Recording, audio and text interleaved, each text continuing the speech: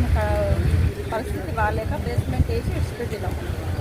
కానీ మాకు చాలా ప్రాబ్లమ్స్ ఉండే, మేము కట్టుకోలేకపోయినాము ఇంట్లో ప్రాబ్లం వల్ల. కానీ ఇప్పుడు మేము కొంచెం గ్యాప్ ఇచ్చినందుకు మేము మంత్లీ ఆ ఫ్లాట్ దగ్గరకు వచ్చిపోతున్నాము. కాంగ్రెస్ ప్రభుత్వం ఉన్నప్పుడు వచ్చినాయి మాకు. ఇప్పుడు మాకు వారం 10 రోజులు అయినాయేమో వాళ్ళు వేరే వాళ్ళకి అమ్ముకున్నారు. వాళ్ళ కొడుకు అమ్ముకున్నాడు వంశానికి.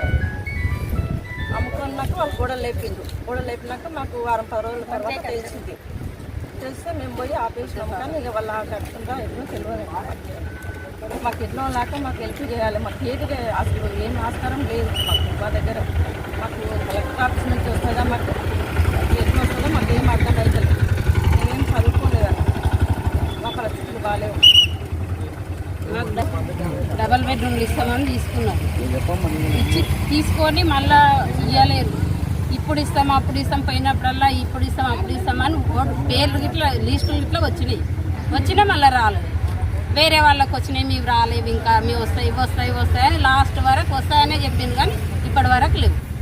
లాస్ట్ ఎలక్షన్ల వరకు ఇస్తాము అని చెప్పింది, ఇప్పటి వరకు లేవు. ఆయననే పోయించారు. ఇప్పుడన్నా ఇస్తారా లేదా? కనీసం ఇప్పుడన్నా ఇస్తే కొంచెం మాకు హెల్ప్ చేసినట్టు ఉంటుంది. నా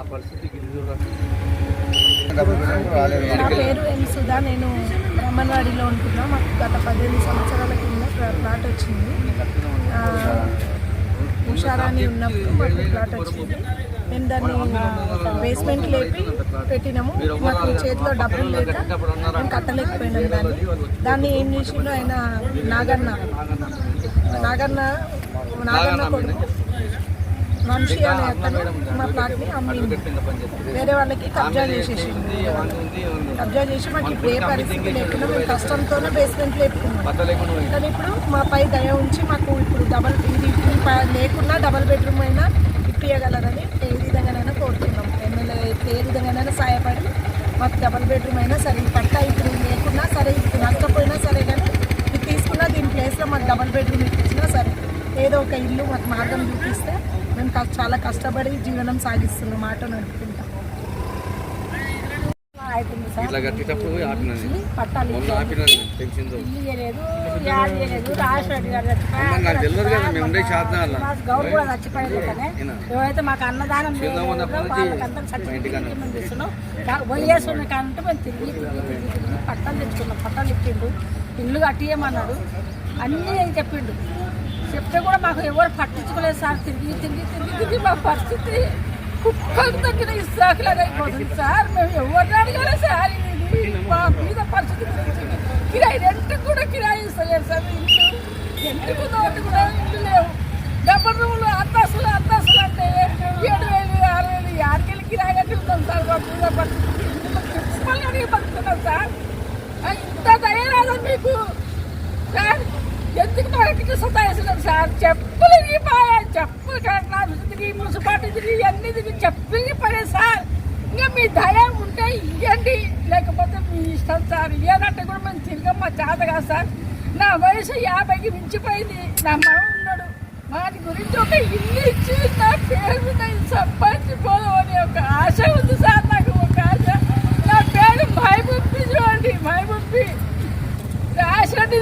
రాజకీయం మొత్తం గెలుచున్నట్టు కానీ మొత్తం చేస్తారు. ఇస్తా అని కొడుకు 3 లక్షల కమ్మడం పోయి మా ఇండ్లు కాల్ చేసి అన్ని కాల్ చేసి అని ఏమో దేవుడు నాకు అప్పుడు బలం ఉండే, అన్ని ఉండే. 4 దిక్కులు తిరిగి ఆడ ఈడ కిరాయకుండా రెండకుండా బతికినాం సార్. ఇంకా ఇంతకంటే మించిన శాతం మాకు కాదు సార్. రెడ్డిపల్లి మన విలేజ్ వెంకటరెడ్డి రెడ్డిపల్లి గ్రామము, గండేడు మండలము, మామనార్ జిల్లా. మాది వారసత్వంగా వచ్చిన భూమి పెద్దల నుండి. ఒక భాగంలో ఒక 3 ఎకరాల 8 గుంటలు ఎక్కువ పడ్డది. వాళ్ళు వచ్చి కృష్ణారెడ్డి అని పేరు వచ్చి పెద్దల సమక్షంలో చేస్తాము అని చెప్పి చాలాసార్లు చెప్పడం జరిగింది. ఇది చేయడం జరిగింది కానీ రావట్లేదు. మళ్ళీ కోర్టులో కేసు పెడుతుంటా మా పైన. హైకోర్టు నుండి కూడా నోటీసులు పంపించింది. చేస్తామని చెప్తాడు. ఇట్లా ఒక 20 సంవత్సరాల నుండి ఇస్తున్నారు. అందుకోసమని మేము ఒక భాగంలో మాకు 9 ఎకరాల చిల్లర ఇంకా రావాలి. అది ఆన్లైన్లో కూడా చూపిస్తాను. ఆ భాగం నెక్స్ట్ కలెక్టర్కు మన ప్రజావాణిలో దరఖాస్తు పెట్టాలి. మా బాధ ఏంటంటే గాండాపూర్ రిజర్వాయర్లో మాకు కేసీఆర్ గవర్నమెంట్ ప్రభుత్వం ఉన్నాక ఎమ్మెల్యే లక్ష్మీరెడ్డి గారు మరి మేము భూములు అడిగి ఇచ్చినాము, మీకు ఇంటికో జాబ్ ఇస్తాము అని మాకు చెప్పినందుకు ఇంటికో జాబ్ వస్తుంది, గవర్నమెంట్ జాబ్ మీకు అన్ని విధాలుగా ఆదుకుంటామంటే మేము పొలాలు ఇచ్చినాము. పొలాలు ఇచ్చిన తర్వాత వాళ్ళ రిజర్వాయర్ ప్రారంభం చేయించినాం కూడా రిజర్వాయర్ చేసి కూడా పెద్ద సాయం తొమ్మిది ఇంకా వదిలేసారు.